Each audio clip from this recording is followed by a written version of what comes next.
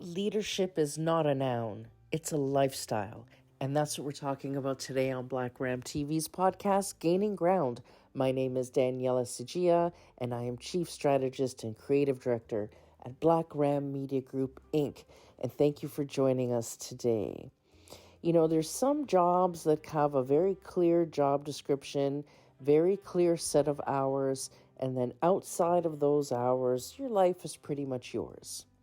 And then you kind of graduate to jobs that are more like a career, and there's long-term, goals and growth in mind. So you're working on things even outside your regular work hours. Maybe it's professional development required, or, so it starts to take up a little bit more of your consciousness day to day.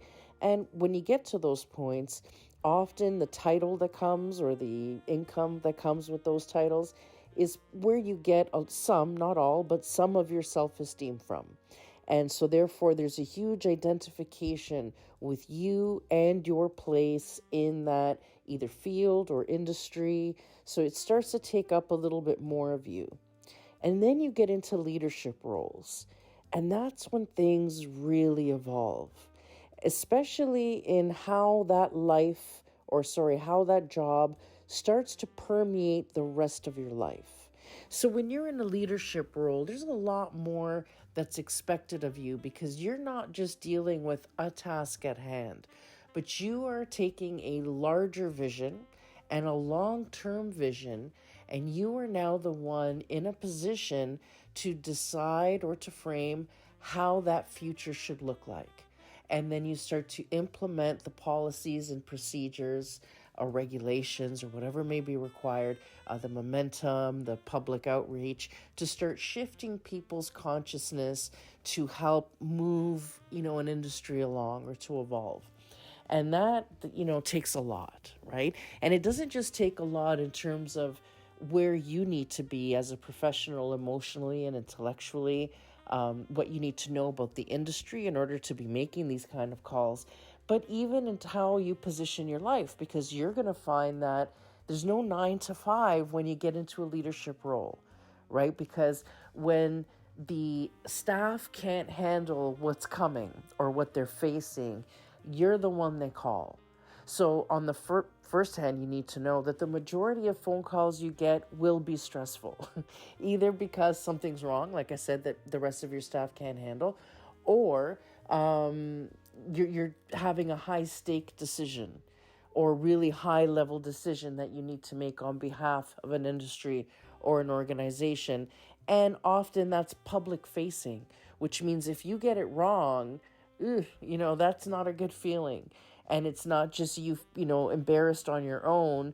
You're having to take a lot of public criticism, or at least a lot of criticism if you're surrounded by a lot of people, even if you're not in the public. Still, if you have 100 people in your company and you make a decision that really screws up the company, that's 100 jobs on the line, plus all the jobs that are dependent on those 100 jobs, right? So for example, if there's 100 people in your office, the local coffee shop's going to feel it if you close your doors.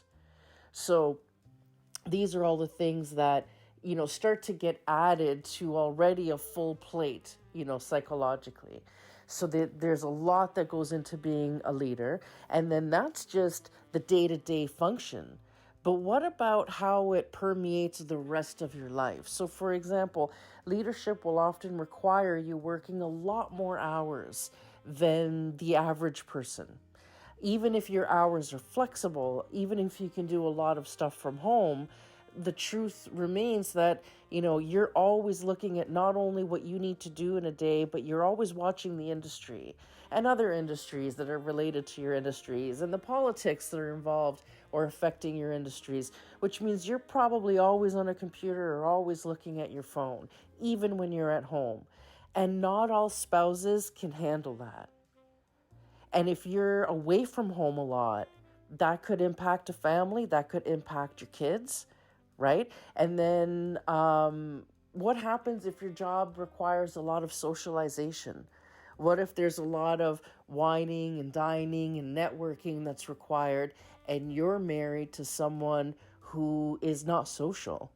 or doesn't understand the nuances and the importance of social networking. Therefore, they're not willing to pitch in. So maybe it would be really helpful for you if your wife would be willing to, start going to the same spa as the wives of whoever, and she's not willing to budge because she can't see the bigger picture of that.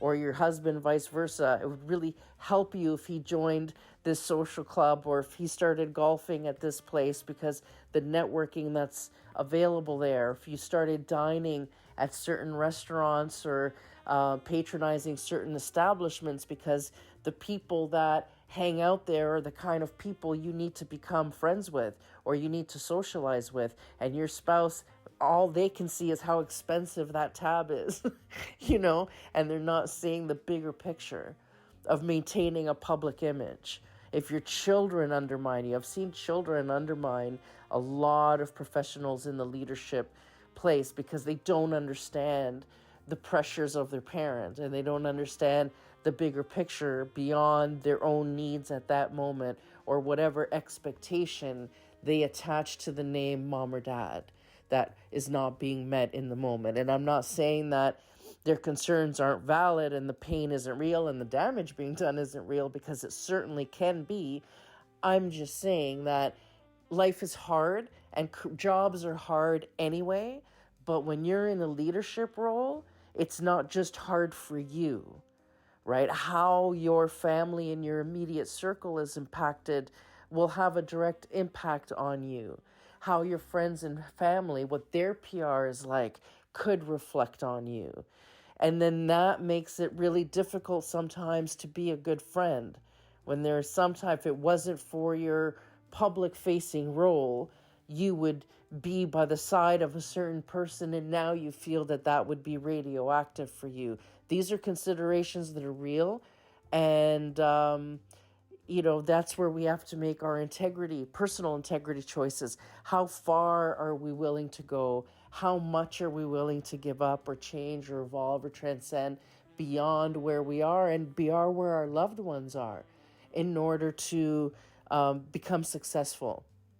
I remember early in my PR career, I had the blessing to work with a world famous superstar. It was quite the hazing into that world. And we had some personal time together. She gave me some really amazing life advice that I didn't think was not necessarily true at the time. I just didn't imagine myself being in a position to actually have to have that play out for me. But she saw something in me that I didn't at the time. And she pulled me aside one day and she said, listen, if you want to, become successful, because I can see that you're going to be an ambitious, young woman. If you want to be successful, you have to be prepared to lose friends. And we've done a podcast on this where I've talked about this solely and completely, and I'll put the link in the video description to this. But we've already talked about this because this is such an important thing for you to understand, because you become the 5 people you spend the most time with. So, the drastic is, you're hanging around a bunch of burnouts, for example, that are never going to get anywhere, and you want to get somewhere. So you start socializing among, movers and shakers, and those burnouts are going to say, you've changed, and they're not going to say it in a complimentary way. Or you sold out, you're going to start hearing that kind of language because they can't see beyond their own limitations. So to them, as soon as you cross that limitation, you hit that boundary, you've done something wrong. Because for them to have to say, wow, look at Johnny go, and be proud of them and cheer you on means that they have to admit that they didn't do enough. And for people that are very fulfilled with where they are and they're happy with their life the way it is, those friends will stick by you because their self-esteem is in their relationship with their children, their happy home, the job they love, their service to their immediate community, and they're good with that. They can be your friend. But someone who knows deep down they should have done more than they have, they will resent you doing so. And they can become not only toxic to you, but dangerous to you in one or two ways. Either they will enable or influence you not reaching your full potential and not being willing to do what you need to do to reach that potential, right? They're going to be your constant excuse, or and they will influence you that way, or they will be the ones that sell, the negative thing you did 10 years ago to the tabloids. So you have to be prepared, and that's on the extreme end, right? But then there's the subtle things where all of a sudden, when you move into an industry and you're in a leadership role in that industry, often all your free time is spent socializing with other people in that industry because of that strategic networking that's required that I mentioned earlier. So that might pull you out of your sphere. So it's not that you're walking away or dumping anybody because they're toxic or bad for you or not successful or whatever, but they're just not in the immediate circle that you need to really permeate fully. And you only have 24 hours in a day, and a good chunk of that is spent sleeping and peeing and everything else. So, and then your time with your spouse, your time with your kids. So really the piece of the pie that's meant for socializing, you don't have that much. And if social or strategic networking is really important to where you want to go, well, guess what? You have to give it that time. So someone's going to lose out. So even if your friends have done nothing wrong, even if they're successful in their own right, and, if they're not going to be part of the day-to-day life that you are in terms of your sphere of interest, you may find those relationships becoming, more of a once a quarter thing instead of once in every other week thing. And then sometimes that kind of turns into a once a year hangout thing. And that's sad, when that happens. But making that room for yourself and giving yourself permission to expand your social sphere can have a really big impact on how quickly you succeed. And when you have a big life ambition of industry leadership or political leadership, well, guess what? That's what it takes. That's what it takes. So you have to be very clear on that when you're making the decision to get into a leadership role. And especially if you're a younger person, right? This then should inform how you choose a spouse, how you raise your kids, right? So you have to, how you work out your schedule, how you keep yourself well, so these are things that you need to know now, because the decisions you make today and in the next month and the next year will impact how you grow in the next 2, 5, 10 years. So choose wisely now. And as a matter of fact, we did a podcast not long ago. Again, I'll put that link as well, on knowing what you want, on really knowing what you want before you make certain decisions career-wise. So I'm going to put the link to that because, again, worthy discussion, worth thinking about. So these are all the ways that your career, when you get into a leadership, becomes a lifestyle. And when you're clear on that and you say, okay, I get that and I'm willing, but what I'm doing now is not what I want to do in 5 years, 10 years. So what do I have to do now so that I could expedite this? Or so that when the opportunity is surely to approach me, in the next half decade or so, that I'll be prepared to really capitalize on it and leverage every opportunity for success that may come my way. And that's when you start to look ahead, not just in the next month or what I'm going to do in this next year, but in the next 2 or 3 years. And I always tell my clients when we have, what I call my intake interview with somebody, when they decide to come on Black Ram for our strategic services, I'll say, okay, ideally in a perfect world, where are you in 5 years, let's say? And then I will start to reverse engineer what their career trajectory should be in order to best position them for whatever they want to do. So if they're an accountant now, but they want to be an inspirational speaker in 5 years, then we're going to grow their public profile outside of their accounting stuff in a certain way, where maybe the accounting can be the teaching that leads them to public facing, which then becomes an inspirational thing, and then the narrative begins to shift, a year into them public speaking, from accounting to inspirational, whatever. So we will start to reverse engineer that and then think, okay, what public profile do they need? What audience will be interested in what they have to say today? But what target market is going to be there when they start to shift? And how can we balance messaging to grow both, especially on the second half, because that's where our money is going to be in 5 years. So we really need to get that ready. What stuff should they publish now? Where should they appear? What boards should they be sitting on? You know what I mean? Where should they be networking? What political party should they be pursuing? And how do they get the attention of that political party if they want to run for office? And running for office, this qualifies. If you want to become, go into politics one day, you should be starting now to get the attention of your party.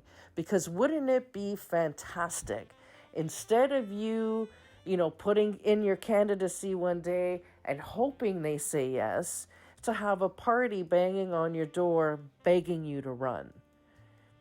So, and if you are going to put your name forward, and it happens to be an election year where 3 or 4 other amazing candidates, are putting their name forward too, what can you do to make sure that you're the person they end up choosing, right? Which means you have to excel or exceed in the performance of every other person that's going to put themselves forward.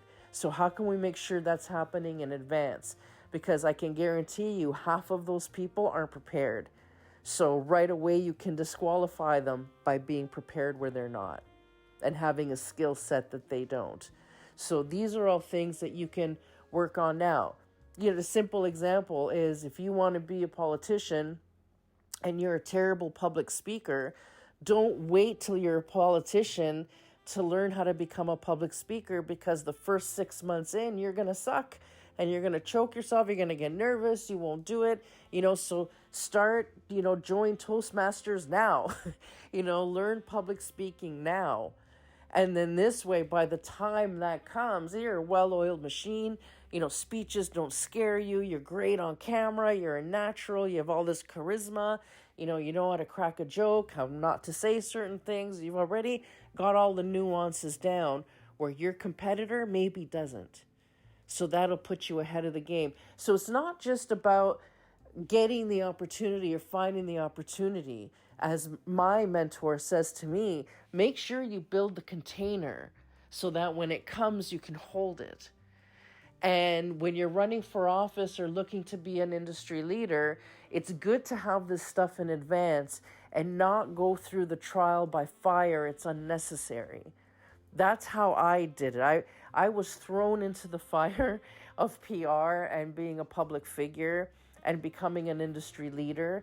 And I wasn't prepared, and I didn't have the proper training. I had crash courses that helped me learn the ins and outs of the functionality and the basic idea, but no one ever taught me the nuances of things. And that takes time. There's no crash course for that. That's time and experience. And, if you've read, is it The Compound Effect, right? It takes 10,000 hours to become an expert at any given thing. So knowing that, you better start now learning whatever it is you need to learn, because the more hours you put in, the better and the better get as you go. So those incremental improvements will start to, throw gasoline in your engine of momentum. And the more you do and the better you do in the shorter time span you're able to do that, the quicker the machine moves to where you need it to go. So it's really imperative that you're forward looking when you're looking at what skills you need to develop.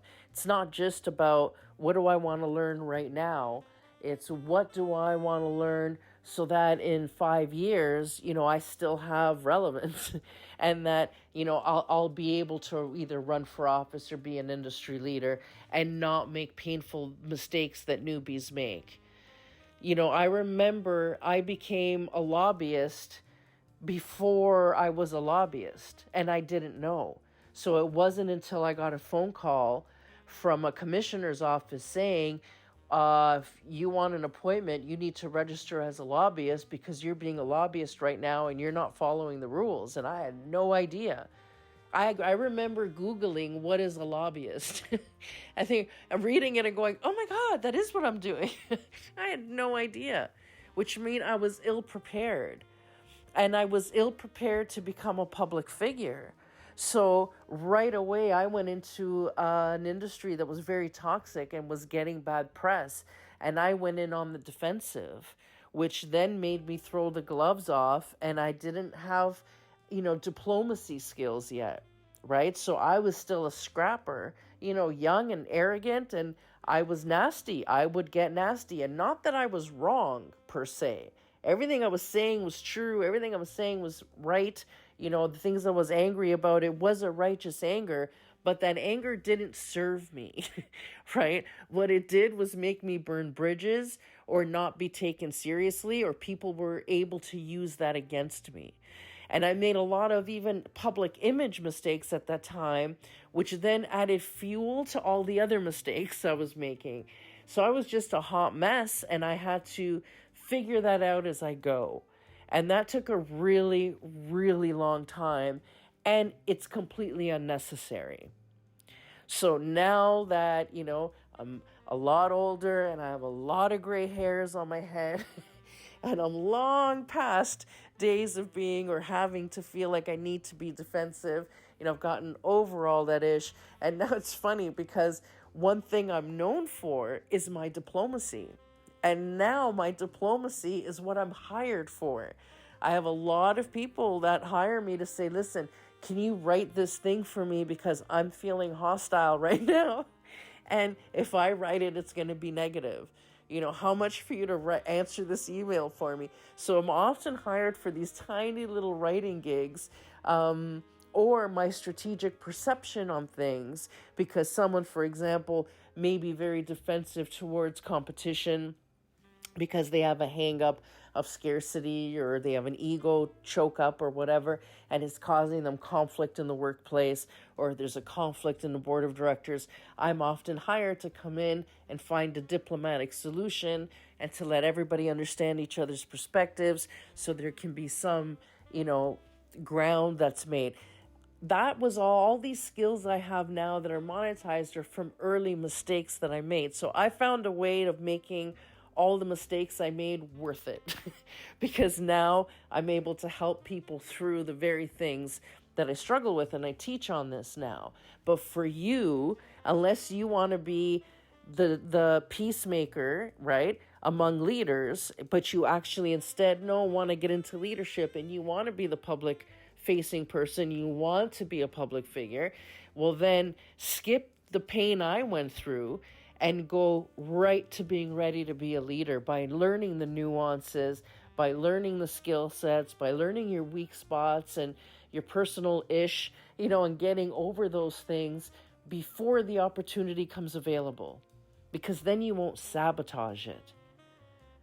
And again, that kind of time and that kind of learning shifts how you walk through the world. It shifts how you relate to people. It shifts, your entire resonance will shift. And when you shift internally, you will see that externally, which means new opportunities open up and new people, that you will meet, that you will get along better with because you've learned these skills, and that's all great. But that also means that you may fall out of alignment with some people around you that want to continue operating from, ego issues or from old places of baggage that you've now transcended. And again, that's how it permeates your lifestyle. It affects your relationships. It affects how you want to spend your time. It affects what you look at. It affects the kind of shows you watch, the kind of hobbies you're into. Everything will start to shift. And you're going to see that in your friend circle. You will see it with how you relate with your family. It changes everything. So the more you know about where you want to go, the more you can start setting yourself up to get there so that it's done joyfully and with intention. instead of the universe dragging you there, kicking and screaming. And that's my thoughts on that subject. Thank you for joining us. I'm hoping you found some value in that. And I will see you shortly. In the meantime, go get them. You've been listening to Black Ram TV's podcast, Gaining Ground. My name is Daniela Sagia. Have a fantastic day. Now, for those of you still here and you're thinking to yourself, well, I know what I want in 2, 5, whatever years, and I want that leadership and I'm ready for that. How do I start? How do I start fixing that inner stuff? How do I choose the spouse, or shift the marriage? How do I do all this stuff so that I can get there with ease and with joy instead of going through the fire that I did? Well, I've got an answer for you. We are ready to launch our new app, which is called Power Play, the winning blueprint for aspiring politicians. But this applies also to any leader of industry. If you're a leader of industry, you're political. That's just the way it goes. So this will apply to you too. And it is a 6-week audio course. It's a reset. So the first 2 weeks, we're going to do the reset. So this is for 2 weeks. It's going to be a huge boot camp of unraveling a lot of distortions, inner distortions that are keeping you from excelling and are keeping the best opportunities from you. So the first 2 weeks is going to be all about that. The middle 2 weeks is going to be our activate session. So every single day we have audios for you to listen to every day and apply to your life. And in those 2 weeks, we're going to get your public profile sorted, not just internally, right? But we're going to get all your social media pages going. This is like a practical workshop the next 2 weeks, and we're gonna then evaluate your circle and figure out the things that you need to change. We're gonna find your weak spots and find out what you need to improve, so you have an action plan to get you ready for the next little stage in your life of growth. And then the last 2 weeks, I call that the momentum sessions. So the next 2 weeks are then audio sessions about building momentum in your career, how to set the blueprint for your career, how to do that strategic networking, how to be noticed by a political party, what you need to know if you're going to run as an independent, how to set up your team, how to find a campaign manager, everything you need to know to make you feel ready to walk into a life of industry leadership or political leadership, running for office. After these 6 weeks, you are going to have a clear plan in your head of how you're going to make that happen. And you will be already on the way to that from some of the exercises we'll be doing on that app. In this app, you can listen to stuff anywhere, anytime. It tracks your progress. We're going to have PDFs on there. You have access to coaching sessions as well as a secret Facebook group for members only, where you can ask your questions and work things out and get support and network with other future change makers and leaders. And that's a fantastic way of broadening your spectrum of talent that you have exposure to. And that's what we have coming. So anyway, that's going to be released shortly. So follow the page, comment if you like. If you want us to make sure that we reach out so you don't miss this, give us a comment and someone from the team will be contacting you shortly. And we really, really look forward to this. It's going to be a fantastic 6-week session. And you're going to be ready. You're going to be ready to own the world after those 6 weeks. So I look forward to offering that to you shortly. Have a great day.